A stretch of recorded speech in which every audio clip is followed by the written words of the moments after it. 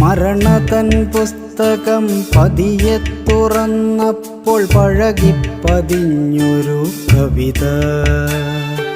നിറമുള്ള സ്വപ്നത്തിൻ പീലിച്ചിറകുള്ള മനമോടു ചേർന്നൊരു കവിത. നിറമുള്ള സ്വപ്നത്തിൻ പീലിച്ചിറകുള്ള മനമോടു ചേർന്നൊരു കവിത. എൻ്റെ ഹൃദയം രചിച്ചൊരു കവിത.